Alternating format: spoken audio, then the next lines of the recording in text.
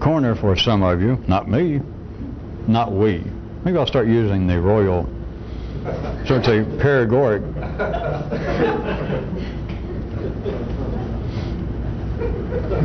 Of pointing out that the premise of this kind of activity would really be that this ain't got no premise. But of course, in the 3D world, when you're using words, and sound waves apparently originate from a source, and they apparently reach a hearer, then you have got always a premise.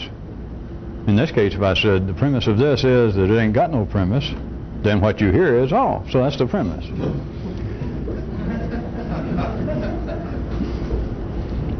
So, inasmuch as you are going to discover, which I have already discovered, exercising the royal paregoric prerogative of reading ahead, Kyroot is beginning to get into a certain periodic frame of references, and I might as well beat him to it, or at least bring it up to you.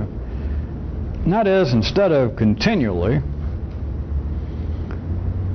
speaking in such a way that even if I disclaim a premise and try to point out to you that it's impossible to verbally disclaim a premise because that establishes a premise to ordinary intelligence. Now, of course, those of you who can on a good night listen above the level of ordinary intelligence, then that's not our problem. You are now part of the royal paregoric or possibility or prerogative or possum layer. But instead of just continually, even though I've changed the maps, but it's still on the basis of apparently having to talk about how people are generally wired up, how life is normally arranged, and then man himself and his institutions. Instead of that, and instead of having to follow that by at least hinting how a few people might find some way to behave, some way to think, that would be outside of those limits, outside of the ways in which people are generally wired up. What I am going to start doing for a while and see how it goes is, instead of that, I'm just going to start pointing out to you the way things are on certain other planets. I'm just going to point out certain diverse forms of intelligence and behavior in divergent worlds, because to tell you the truth, that is closer to my area of expertise. This other stuff is all right. About talking about the way humanity is generally wired up, I'm good enough at that, because I can point out things for those who are interested in such areas that you would never ever hear in your lifetime, that's never been heard on this planet.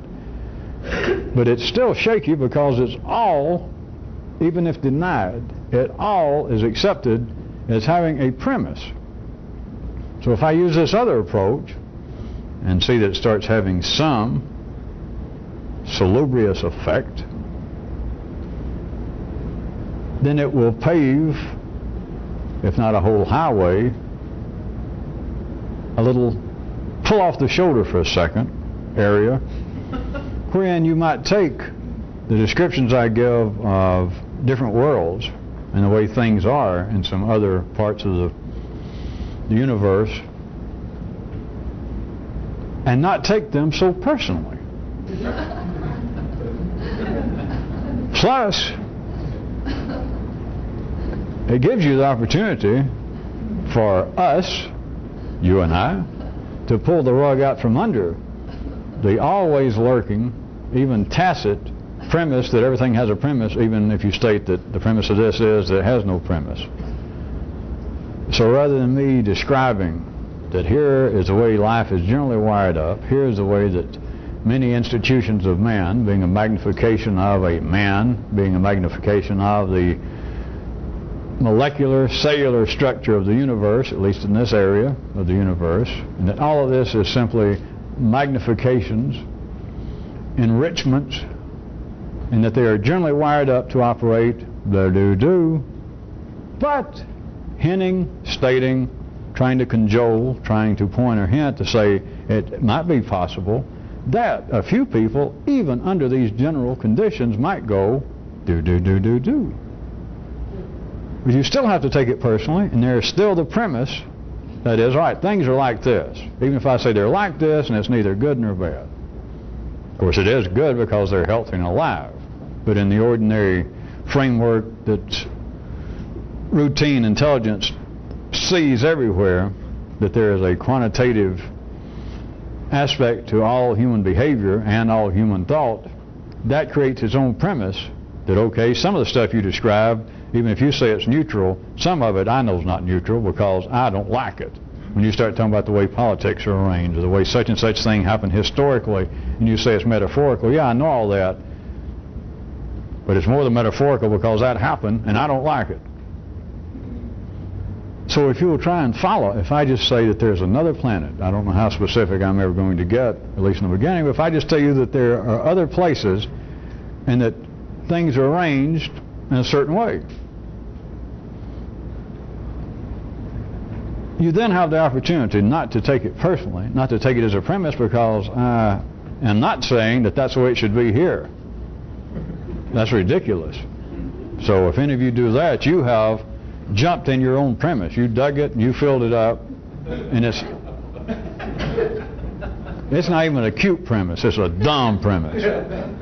Because I'm not saying that's the way things should be here, but there is some possible, you might say parallel, I hate to say metaphorical, but some reflective possible significance, or I wouldn't point it out. It's not going to sound that strange. I'm not going to say that there are planets where people have 3 noses, even if I know that.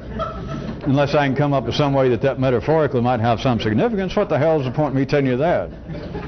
Or that there's one world I know about where everybody is born with a gold card already. They don't have to apply. So what? You know what I mean?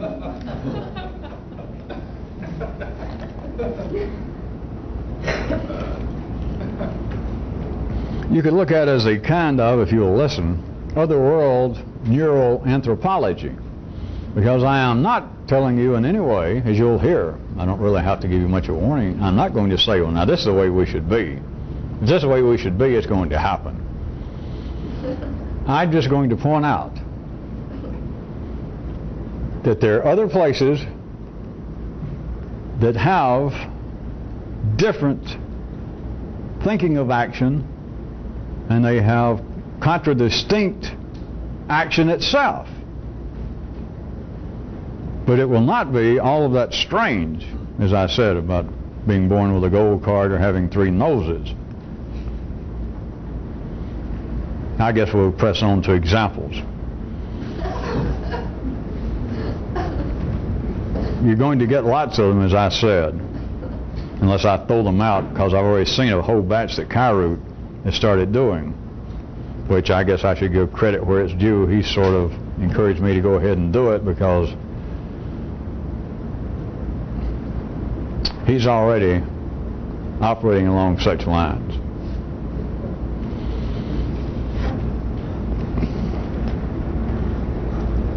I mentioned something last time we were taping that'll perhaps we'll ease into it. This is the last time we'll ease in, but I mentioned this in another context and didn't stick with it. And I'm going to tell you where I even picked up to point out what I did. Are you ready? There is another planet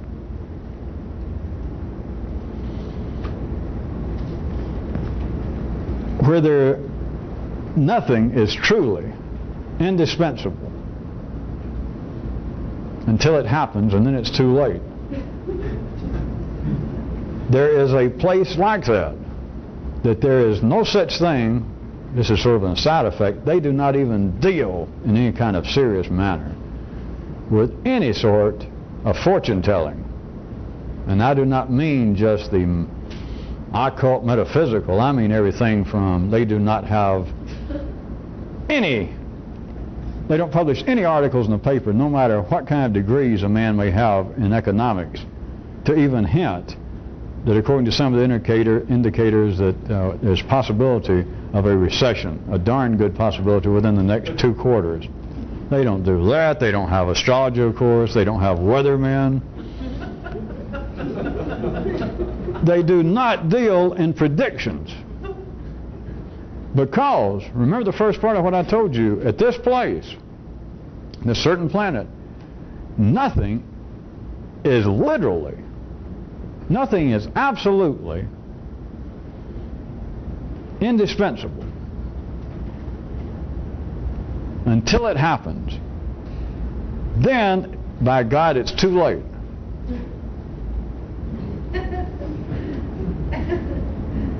Would anybody find it interesting if I just left it there and went on?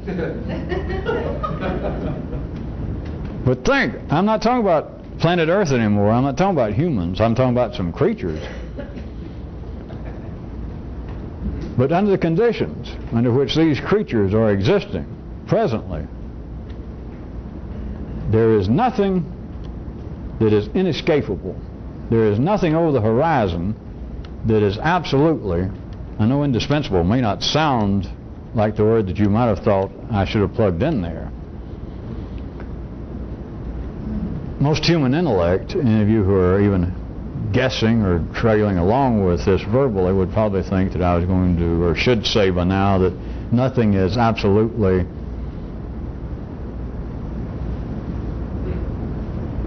inescapable, but there is nothing that is an absolute certainty, because everything in the 3D intelligence of man says, rightfully so on this planet, says that given certain conditions, certain premises, that certain things are almost certain to follow, according to how much certainty you have with the premise. That all the way from saying, well, it's pretty iffy whether some housewife that's an astrologer on the side can predict whether you're going to win the lottery next week, but it might be a closer prediction that the United States Weather Service can predict the weather in your area generally for the next 5 hours. They might be getting closer. But these people do not deal with any of it. It's not any sort of percentage guess that, well, some things are probably a little more certain than others. On this planet, nothing is indispensable. That's why I said it that way. Nothing. Until it occurs. Then it's too late. And on this planet also, they have sentences with periods. And it's period. Then it's too late.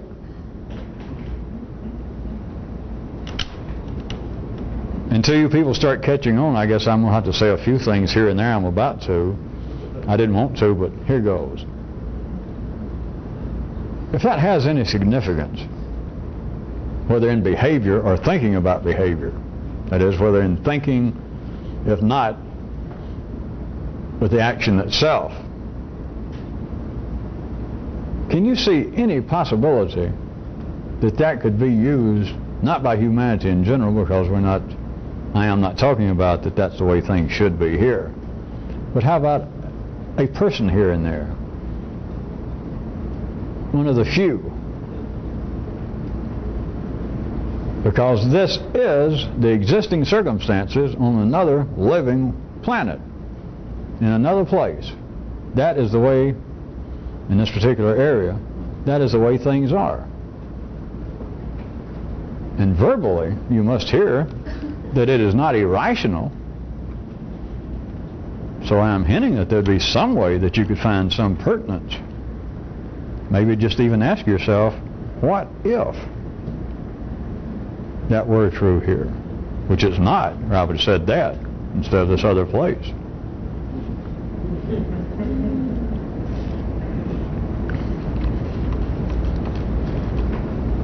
This particular planet also has, I guess we should call it a sister planet.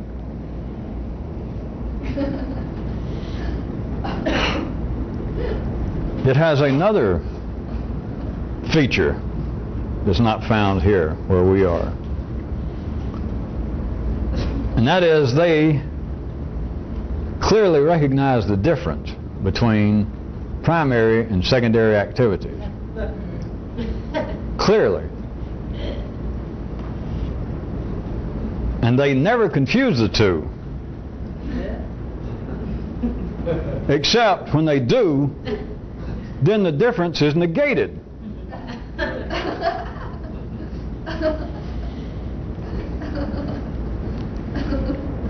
Any of you who might be following any of this might think that part of that description would almost fit here.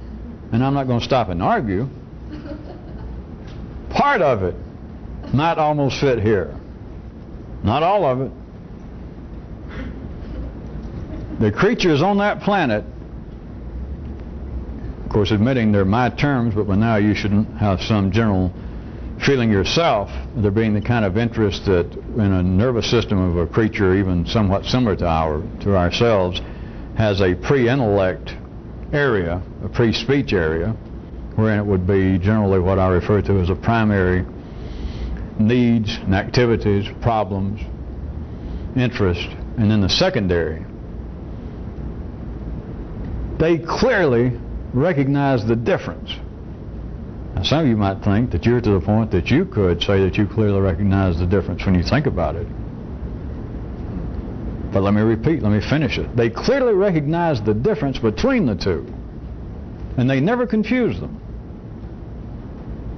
You can think on your own whether we're staying parallel to what might be a possibility here or whether we're now going off on two different directions. They never confuse the two, except when they do. Then the difference is negated.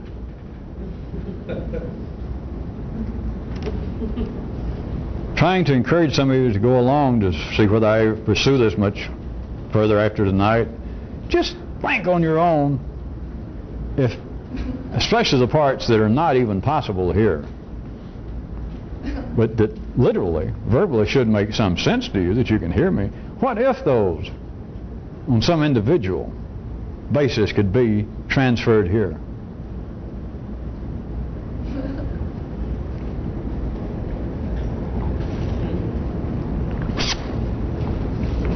In that same, I'm not going to fool around making up names, in that same general area of the universe, there is another planet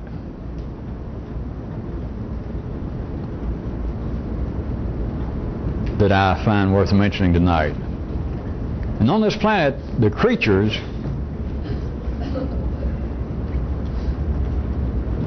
what the creatures think they said is what they said.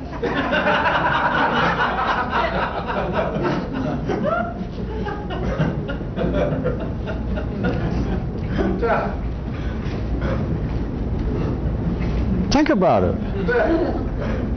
We're not talking about planet Earth, and I'm not talking about some premise of, yes, that's the way things should be. No. I'm telling you about someplace else that is the way it is. That's the way it's supposed to be there. It wouldn't be that way. Or else you would have the premise that things should be different here. That is, they should be either like that or like some other way, which... But what the creatures there think they said is what they said. Think about it. That's short. Linguistically, rhetorically, reasonable enough. You can hear the words. It's not weird. It's foreign, but it's not weird.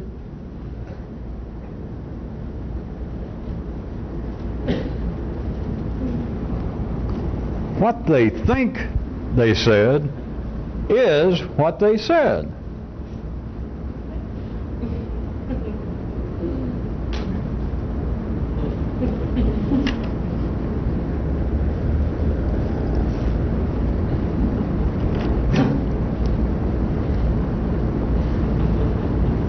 All right, I guess I better take a time out for you. From last time we were taping, and of course tied back a few nights before that, but when I was pointing out to you that the more primitive do not really dream of freedom, and if they did, their freedom that they would ask for would be on the basis of, most likely, freedom from hunger. That is, what I wanted you to try and get an uncloudy picture of is the more primitive, the closer someone is being driven by the pre-speech area of the nervous system. Any dreams or any speech they had requesting freedom would be on the basis of, or in the areas of, primary concerns. Whereas the more complex you get, the more you are centered and driven by the post-speech areas of the nervous system, that is you people. The more complex you are, the more intelligent you are, the more your hungers, the more your dreams of freedom are going to be in secondary areas. Now, I said this more or less, but I want to make sure that you see that there is some significance to this other than me making up verbal maps of my own and creating my own game and then creating my own rules and my own little scenarios so that it all makes sense in some way. It has some pertinence to what goes on in your own nervous system. In that the more complex you are, if you don't look at it outside the general flow of the energy running through the nervous system here, you do not, they seem to be the same. You confuse them. But the more complex, the more intelligent you are, your concerns, for instance, would begin to center on dining, not eating, on fashion, not clothing, on love, romantic love, not screwing. I'm sorry, fucking. Having the proper address, not shelter, not simply a shack, not a place to get out of the rain and protect you and your loved ones. No, no, no, no. Your address. How new the condos are. Or if you're a little more enriched, whether the architecture of your residence is up to date. Not the shelter. Think about it. And concern about one's reputation, not about what in a pre-speech area would have been a kind of useful, necessary, physical position in the hierarchy of the hunting pack, the pecking order. It is now reflected in a secondary way of your reputation. What do people think? Which I say that for last in the examples I use, because that would seem to be sort of a wrap-up, that your reputation, the more complex you are, the more sophisticated you are, the more you are living in the secondary world. That the more your problems, the more your interests, the more your activities would be secondary, and you can confuse them here. Remember, we're not talking about the planet where I told you that they clearly I said, didn't you? Yes? They recognize the difference between the two. And there is a difference. And I'm trying to get you to see the reputation would sort of be a climax of a good, everyday, sophisticated person on this planet being concerned with fashion, not clothes. Anybody can get clothes. You can go down to a shelter and they'll give you out clothes. Yeah, but your secondary tongue would say, I'm not going down to some shelter. Well, they've been cleaned. I don't care. They're going to pull stuff out of a box and say, well, it sort of fits. Here, take that. It might be bell bottoms, for God's sake. Some paisley shirt from the 60s. I can't wear that. Is it raining outside? Is it snowing? Are you cold? Well, no, I'm not cold. I got some clothes, but not that. The clothes I got at home are almost that out of fashion. Do you understand? It's not an attack on fashion, but there is a difference between fashion and clothing. A necessary difference. Not a bad difference, not a good difference. It is the progression. It is the same kind of progression, but now it seems to be reflected externally.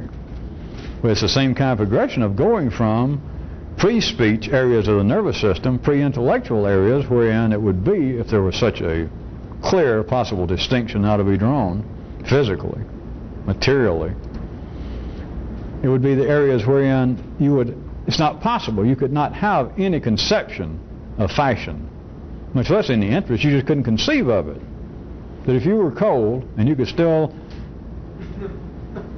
playing with 3D silly putty reality, and you still could in some way not be intellectual but still get along temporarily there for a second with some intellectual, and they say, all right, we've got these clothes here, we see you're cold and you're shivering over there, and you and your little family, all right, we've got these clothes, and you hold up something that came right out of Giorgio or whoever's hot now, right up to date stuff, good jeans, nice distressed, whatever they're wearing now, and then you hold up over here, it's these things, it's these bell bottoms, these tacky shirts from the 60s, and you say, which one do you want?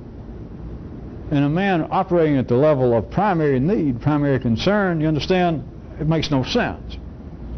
It's not that he's not fashion conscious, it just makes no sense.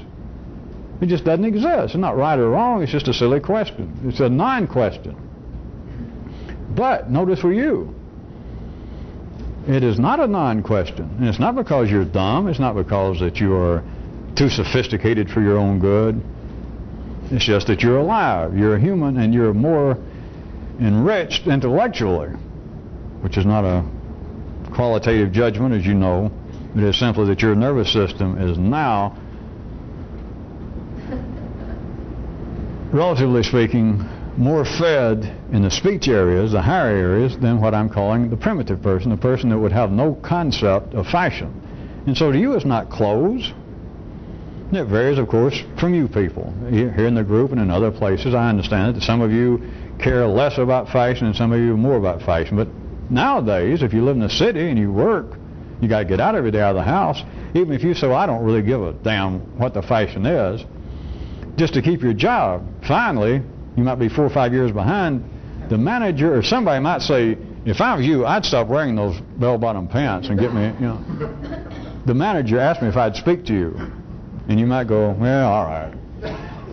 And you might not care, but the point is, you have to take into consideration fashion. It's not clothing. Even if you were just at the low end of fashion concern, of hearing whoever's hearing my voice, and you say, I don't care. I don't really care. But then you've got to care. You've got to take into account, because you would think, well, they keep me warm. They keep the rain off my ankles. But you see, it is no longer clothing, it's fashion. Or it's no longer just eating. If you're sophisticated, it's a hobby. This is not an attack on the art and science and hobby of eating.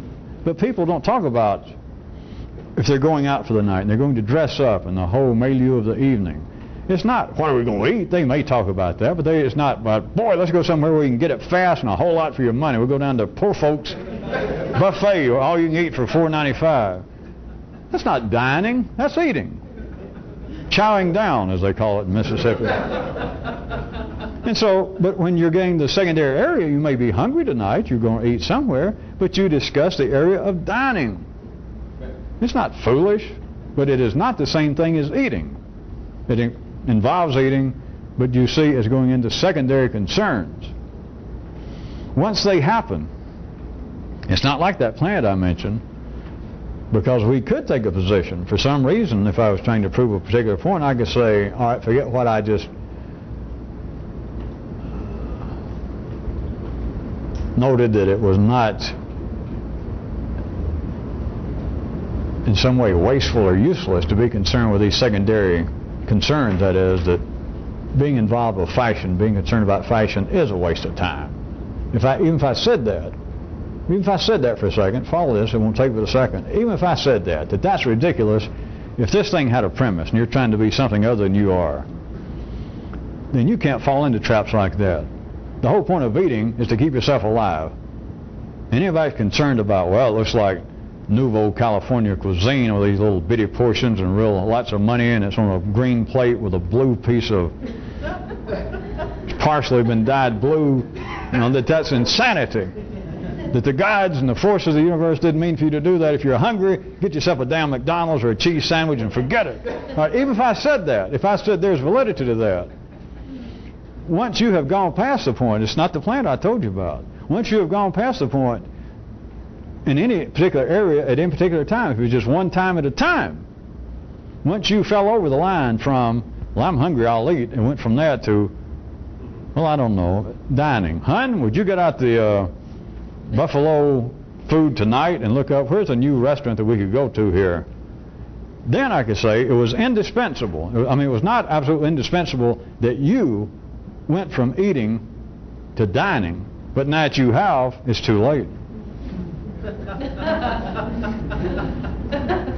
See, we're not talking about the planet where I told you before. And it's not just you individually, although it is, it's everybody individually.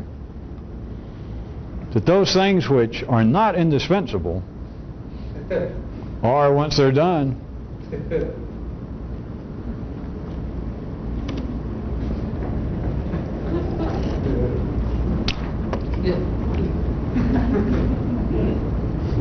I'm going to give you one more example. I'm going to give you another chance. I may do it another night or two or bring in some of the Kyroots. I'm going to tell you about another planet.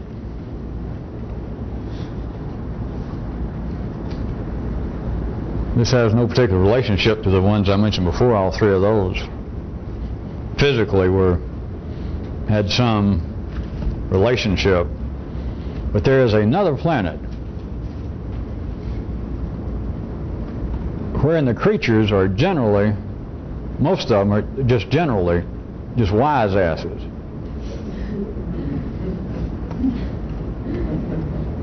Just most of them, just individually and then collectively, is why I can say it, they're just, most of them are, enough to point out that most of the creatures on that planet are just, generally speaking, a bunch of wise asses, except when that immediate breath of death gets near them, any of them will temporarily just straighten up.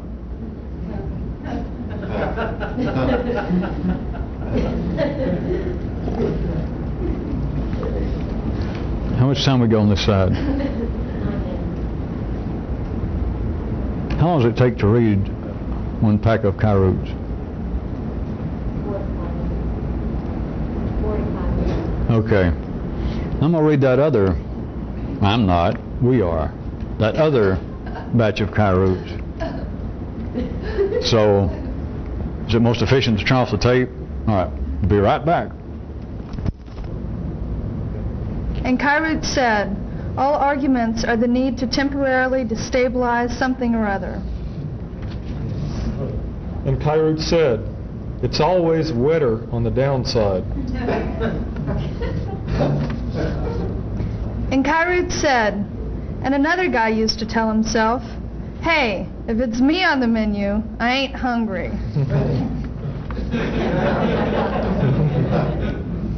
And Kyroot said, by the time anything's well known, it's useless. And Kyroot said, no matter where you are, no matter what game you sit down to, and no matter what rules are posted on the wall, just remember, it's always dealer's choice. Who do you think developed the holdout maneuver? And Kyroot said, in some parts of the city, it's suppression of intelligence that makes their world go round. And Kyroot said, primary problems demand primary treatments, while secondary difficulties require a mite less. Still and all, each ill needs its own parallel care. And Kyroot said, looking strong can make you strong. Acting strong's better yet. And Kyroot said, upon hearing some romantic note that it certainly is easier sometimes to love someone when they're not there with you, this one guy suddenly turned to his old world voices and said, hey you, go away from here.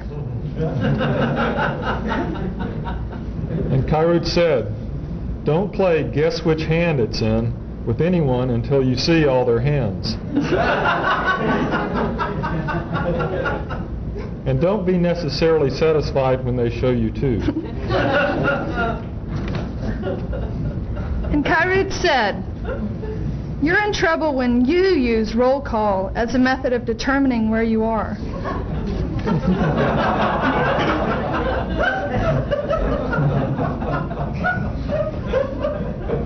And Kyroot said, part of one guy's brain told him, "Hey, listen up, this is your brother talking to you." And he said, "Hey, I ain't got no brother."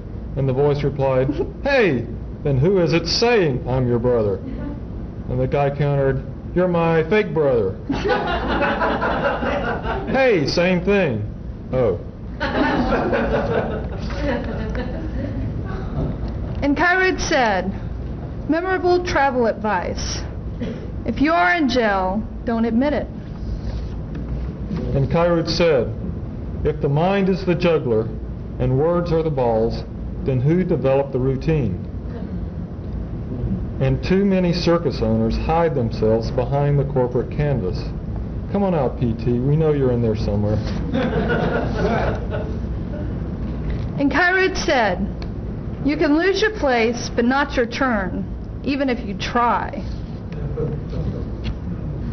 And Kyroot said, one fellow said, looking back over my life makes me realize the need for an aerial view. And Kyroot said, there are no arguments among equals. And Kyroot said, there was this blues singer, either ahead of her time, out of her mind, or just tired of the whole genre and serial scenario, who sang, sometimes I feel like a childless mother.